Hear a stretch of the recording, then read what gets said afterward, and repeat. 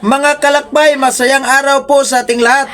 Pag-uusapan na naman natin itong isang mangangaral ng Iglesia ni Manalo, ang nagpakikilalang kapatid sa kadiwa. O, tignan natin tong video niya na kanya umanong sinabing hindi Diyos si Kristo. O ito, tatalakayin natin itong divinity of Christ kung gaano katotoo yung sinabi niya.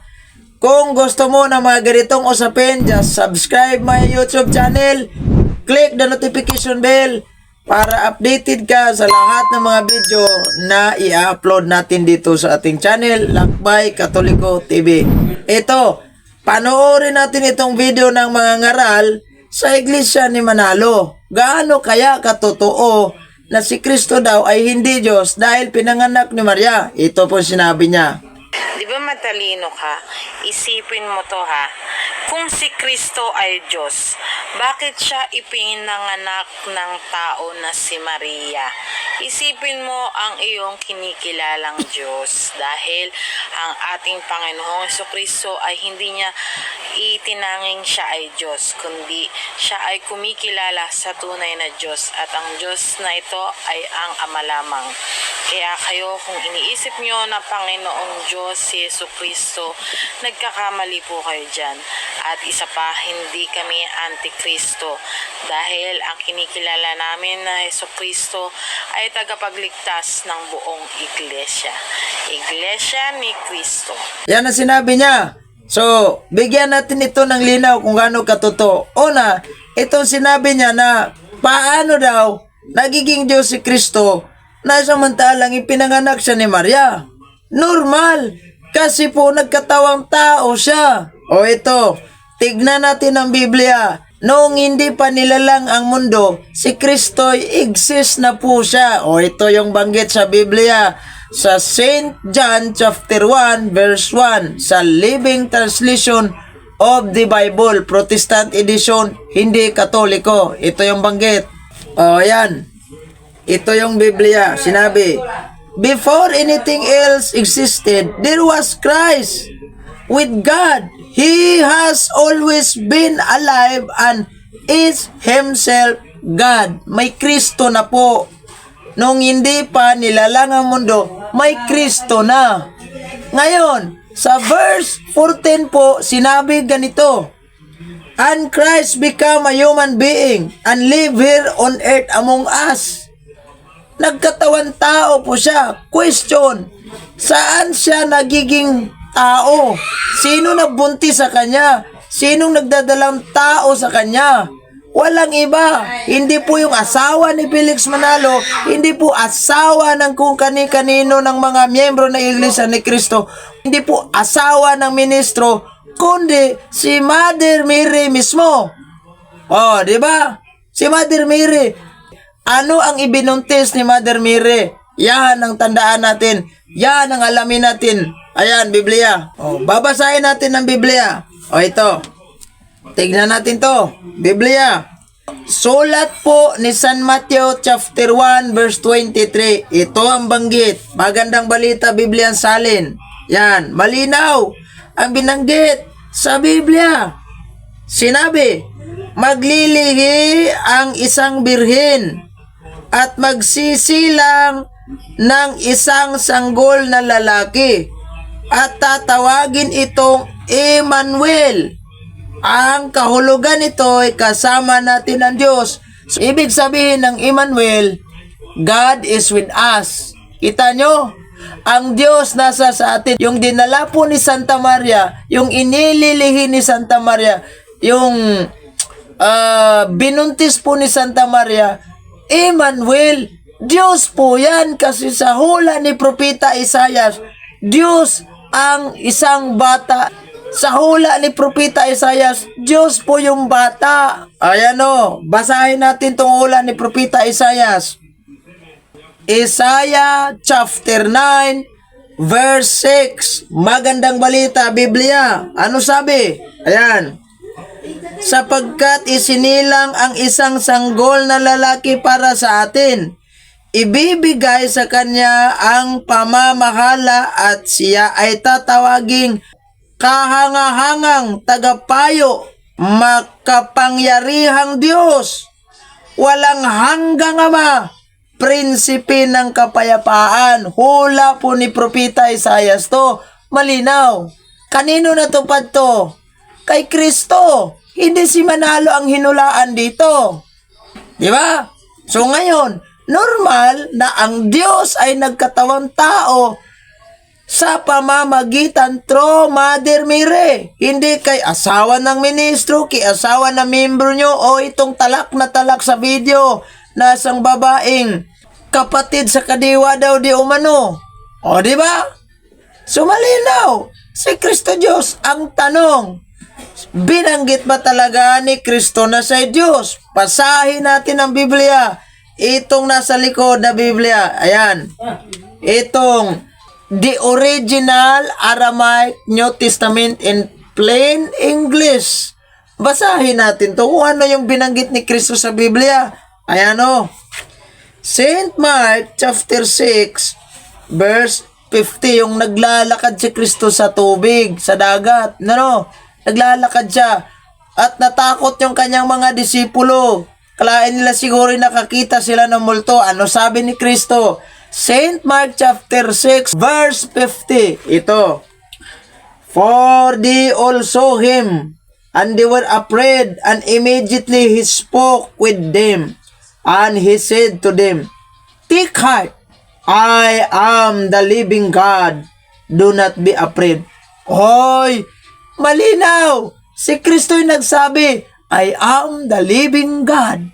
Ngayon, tignan natin ang ibang pahayag ni Kristo sa mismong Biblia. St. John chapter 8 verse 18. Basahin muna natin. I am the living God, I who testify about myself, and my Father who has sent me has testified about me. 24. Ito'y sabi niya, I said to you that you shall die in your sins, for unless you shall believe that I am the living God, you shall die in your sins. Mamamatay kayo sa inyong mga kasalanan dahil hindi kayo naniniwala na ako ang buhay na Diyos. Ang sabi po ni Kristo sa Biblia. O ngayon, Biblia na yung hawak natin. Bugtong anak na Diyos bagay itong si Kristo? Yes, as far as the Bible is concerned. Magbasa tayo ng ibang translation sa Biblia. Ito yung translation na Greek, Tagalog, Interlineal. Basahin natin to. Marami po bersikulo, kapitulo sa Biblia, si Kristo po ay isang Diyos. Ngayon, kunti lang yung basahin natin, yung pinaka-sintro. Ito. Basahin natin ang mismong Biblia. Ayan. John chapter 1 verse 18. Ganito yung banggit. Ito, basahin natin to sa Biblia. Walang sinumang nakakita kailanman sa Diyos. Ang Diyos na tanging anak na nasa kandungan ng Ama ang nagpakilala sa Kanya. Ang Diyos na tanging anak. Sino ba itong Diyos na tanging anak sa binasa natin sa Biblia? Hindi po si Felix Manalo. Hindi si Kibuloy, si Kristo po. Ayan. Dapat tanda, mag-aral ka. Kayong mga iglesia ni Kristo, mag-aral kayo. Ito. Basahin natin itong ibang translation. Ang salita ng Diyos. Ano binanggit sa St. John chapter 1 verse 18? Pinangaral ni San Juan. Ito. Wala pang nakakita sa Diyos Ama kahit kailan, ngunit ipinakilala siya sa atin ng kanyang bugtong na anak na Diyos din nga at kapiling ng Ama mismo. Biblia ang binasa natin, hindi comics. Ipinangaral mismo yan ni San Juan. Naniniwala si San Juan na si Kristo Diyos. Diba? Kahit nga sa 1 John chapter 1 verse 1, binasa natin kanina, naniniwala siya na si Kristo ay Diyos. Question, itong si San Pablo, di ba converted lang to? Naniniwala ba si San Pablo na si Kristo Diyos? ito, yung babasahin natin translation, ang Holy Bible Confraternity English Edition. Oh, yan, Youth Bible. Sahin natin tong sinabi ni San Pablo mismo. Philippians chapter 2 verse 6. Christ was truly God. Kita nyo? Hindi po footnote. Christ was truly God. Marami pang mga bersikulo sa Biblia na si Kristo talaga'y Diyos. Pero ito lang pinaka-sentro. Ito lang yung munang babasahin natin. Sapat na. Dahil mayroon tayong mga salawikain sa mga wise men. Ano sinabi? One word is enough for a wise man.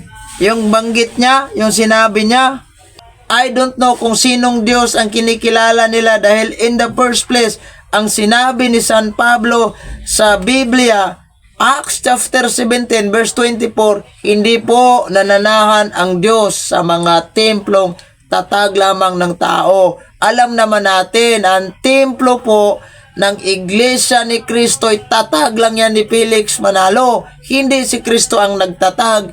Ebidensya, basahin natin. Ang kanila mismong pasugo. Magasin, basahin natin to. Ayan o. Oh, magbasa tayo. Sa wikang Pilipino, ganito yung banggit. Maliban sa Pangulo ng Pilipinas, wala marahil na tao sa Pilipinas na higit na binati ng malalaking politiko sa kanyang kapanganakan kaysa kay Obispo, kapatid na Felix Manalo, 75 taong gulang, tagapagtatag at Pangulo ng Iglesia ni Kristo. Hindi si Kristo ang nagtayo sa inyo, si Felix Manalo. English, ayan o, may English translation, basahin natin.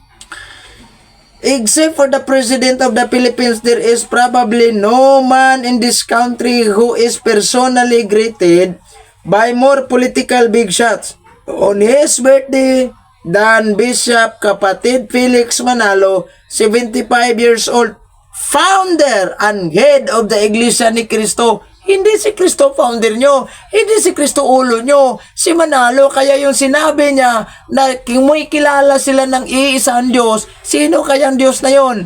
Dahil si San Pablo, nagsabi na wala ang Diyos sa mga templong tatag lang ng tao.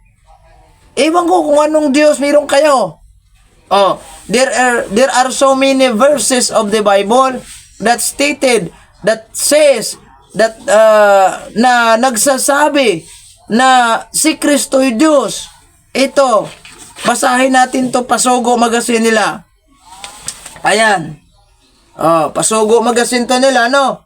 Ano banggit? Sa page 14, ganito yung banggit. Christ not only has made the only true God known.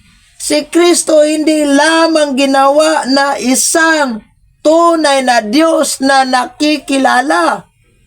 Ano ba kayo? Hindi kayo nagbasa sa sarili niyong pasugo? Huwag niyong utuin yung tao sa sinasabi niyong hindi Diyos si Kristo. Nangunguto kayo. Oh, yan o. Pasugo Magazine. Dapat alam ng mga alipuri si Tatang Manalo ito. Diba? Oh, hanggang dito na lamang po. Nawa po ay matauhan na itong mga alipuri si Tatang Manalo. God bless!